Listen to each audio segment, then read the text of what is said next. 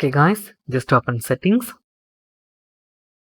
then select general, then select software update, second option. Okay, then you can see automatic updates are off. Tap on that. You can select iOS updates and automatic iOS install like this, and also security response and the system files, and also iOS update. You can choose all of them in different mode. You can also set only for security response and system file updates and install. Okay, nowadays iPhone's updates are not stable because of after installation the latest iOS version.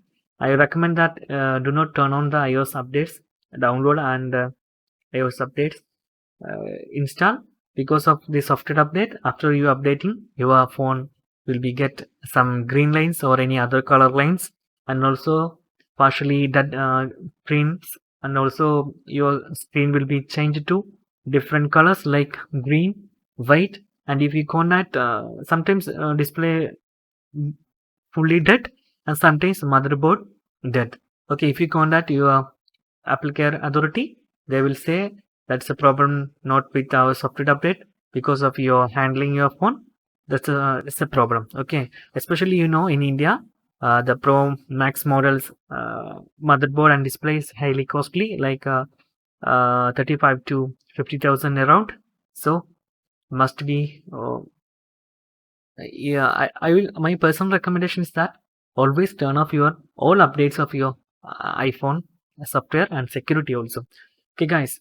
In India, we don't have security threats like in other foreign countries.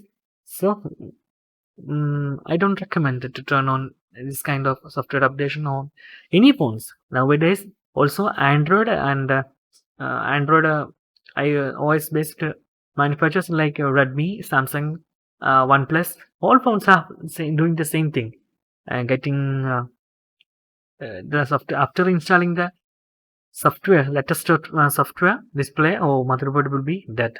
So guys, always turn off your software updation. Guys, if you need any kind of Android or iPhone tutorial, just comment below.